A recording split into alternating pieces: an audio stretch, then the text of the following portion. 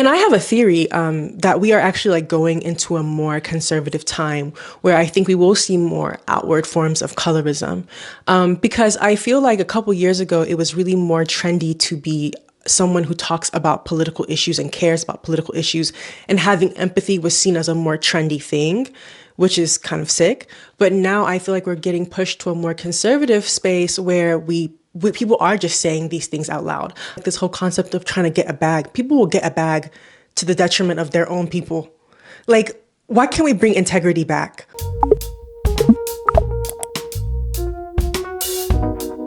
Sometimes it don't make no sense. Does it really have to? There is nothing I can say. Hi, welcome to Mayowa's world. Y'all, I am so annoyed. I have just filmed this video for 20 minutes and the audio doesn't work. I hate when this happens. So if my mood seems a bit aggravated or I'm not as animated, just know this is my second time filming this. For those who are new to my channel, my name is Mayowa. On my channel, I typically talk about things around colorism, texturism, and featureism, all within the umbrella of anti-blackness. Today's topic is going to be focused on colorism. I wanted to talk about things going on in my own personal life more. So yesterday was my mom's birthday, and that was a hard day. I don't know how people do it, losing a mother and then their birthdays or like these celebratory days come up. It just makes you feel like, I feel like leading up to the days, you just feel really, I don't know, kind of anxious. But I ended up going for a walk yesterday and I went to bed early and I woke up early. So I've done a lot with the day and I feel productive. Making content just also makes me feel happy. Another thing that I did is I did an apple cider vinegar rinse. I haven't done apple cider vinegar rinse in a while, in a couple months. I typically like to do apple cider vinegar rinse when the weather is warm, so I can do it outside because sitting or soaking in cold water is very difficult. But anytime I do apple cider vinegar rinses, I feel like it makes my hair very flat compared to what I'm used to. So I find it, I don't know, it's interesting how much thinner it makes your hair. Not like thinner as in like you're losing hair, but it just, I don't know, it just makes your hair sit different. So if you notice a difference, let me know. My hair routine hasn't changed that much, but I really do always enjoy doing apple cider vinegar rinse. I feel like I can feel the difference with how my locks feel. I feel like they feel more soft. Yeah, and they just kind of, yeah, like I said, I feel like removing all the whatever is in your hair just makes it fall differently. So today we're going to be talking about how a Lash Tech is using a paper bag test to see what kind of model she wants to have. And just not only even making it exclusive to Lash Techs, I feel like a lot of times when I see even hair pages and people want to show their work, the work that you often will see will be on lighter skinned people. But we have a Lash Tech out of New York who just said the quiet part out loud. So a Lash Tech out of New York is going viral online because of her blatant colorism. But this is a post that she made on her story where she says, models needed for Sunday, $100, top and bottoms, must have straight lashes, and must be light skin.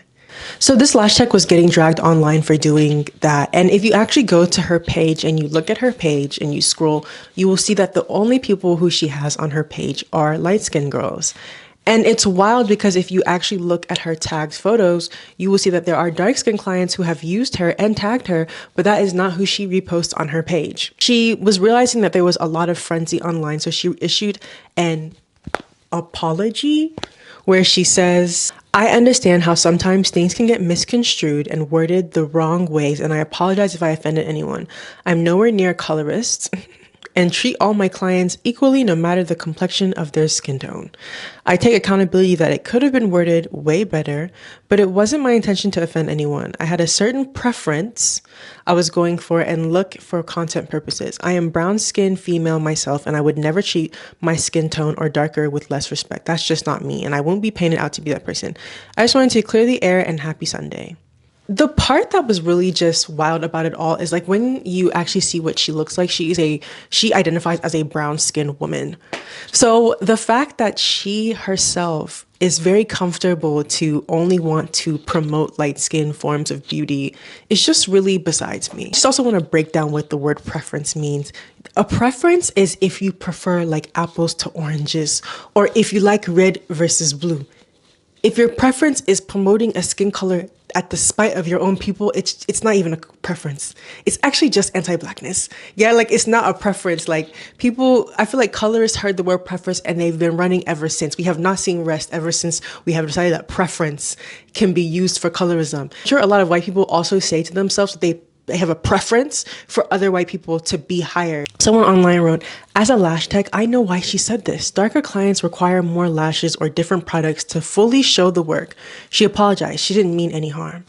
If you are a lash tech who sees the value in what she says, I would never trust you with my face. You think I'm going to trust you to touch my eyes? That's like such a vulnerable part. If you don't like dark skinned people, suddenly the lash is stuck in my eyeball. Would I be surprised? No. Because why are you saying it like this? Talking about oh yeah, darker skinned people need more. No, babes. No, babes. Unfortunately, when advertisement services, you find out that the algorithm picks up light skin more frequently and pushes it harder. It's like it detects it better than dark skin. And so it's interesting that the reason, if I'm trying to understand why she would do this, the reason that she's doing this is because she knows that the algorithm will promote light skinned people more. That's why, she knows that showing light-skinned people would be aspirational for many people, and a certain clientele will keep coming to her because she is showing people aspirational beauty. But what gets me about that is that you guys can acknowledge that the algorithm picks up on a certain complexion more, which also just gets into the whole AI and colorism thing. But anyway, you can acknowledge that, but then still want to deny colorism. Why do you think a brown-skinned person would intentionally only want to promote people who don't look like her if it's not out of internalized colorism? If it's not out of also her trying to line her pockets? And that's why I feel like this whole concept of trying to get a bag, people will get a bag to the detriment of their own people. Like, why can't we bring integrity back? Whatever happened to be integritous and wanting to, just because you are dealing with internalized colorism doesn't mean that you have to promote that. That she doesn't repost dark-skinned people shows that even when we are giving her your money, that's still not who she wants you to think that she works towards. Like everything about her was clearly giving, I only cater to light-skinned people. And a lot of people do that. And there was a tweet online that said, I feel like she's saying the quiet part out loud. What she's doing is not unique. It is not any different than hairstylists that only want to show 3C hair that they do. They only want to show the girls who have super laid down edges on their pages. But it's wild because you're actively throwing away money from a demographic that would naturally want to patronize you.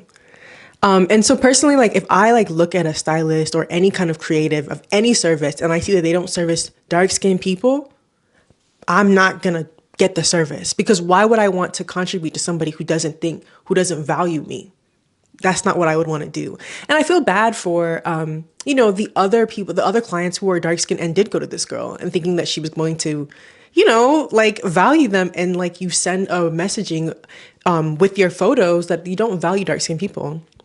And I was just wondering to myself, I wonder what the repercussions are by constantly being inundated with media that tells you that dark skin is bad and that 4C hair is ugly. Because constantly, being erased from something, being erased from images of beauty, and also with AI intentionally promoting light-skinned people, and just media like Netflix and Hollywood intentionally only highlighting certain actresses.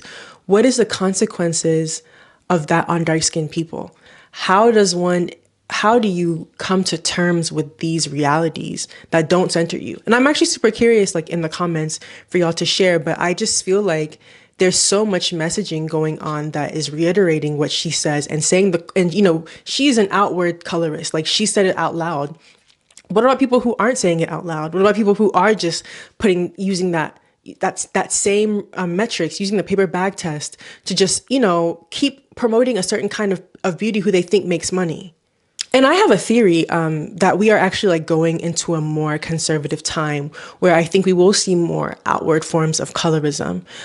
Because I feel like a couple years ago, it was really more trendy to be someone who talks about political issues and cares about political issues, and having empathy was seen as a more trendy thing, which is kind of sick. But now I feel like we're getting pushed to a more conservative space where people are just saying these things out loud. I saw a post recently where someone wrote I saw this hairstylist that had written "No 4C hair allowed." you know, people just saying these things out loud because they're comfortable, and like the unprofessionalism of not knowing how to do hair on 4C hair, instead of that being like seen as, you know, instead of her having shame for that, she's just comfortable being like, I don't want to do that. You know, so people are feeling more emboldened to just show that they don't have these, they don't center these people. At least with outward colorists, you kind of know what they think, you know, like she's someone who we know what she thinks, but there's a lot of people who, if you go through their page, if you go through a hair page and you see a certain hair type, or if you go through Lash Tech and you see a certain complexion, or even makeup artists and how they contour people's faces, or if they don't use people's shades and they make people 5 shades lighter, these are all things that contribute to the same thing. I really feel for dark-skinned people right now, especially really young people who are growing up being inundated with this, with so much, with the reality that a lot of people don't center or care for dark-skinned people, and it's really sick. So no, I don't wish her business well. I don't. And I really think that after something like that, I feel like you should step back and actually just like really process the harm that that creates by saying those things out loud and being outwardly colorist, especially as someone who's not benefiting from colorism. Yeah, if you made it to the end, I didn't do such an intricate makeup look. Like everything is pretty simple, but your girl still loves a good compliment. You know, I love when y'all tell me like, oh, I like this and I like that, because even though I like talking about discourse, I love a good compliment. Like it's always relevant. So thanks for watching. Have a great day. Bye.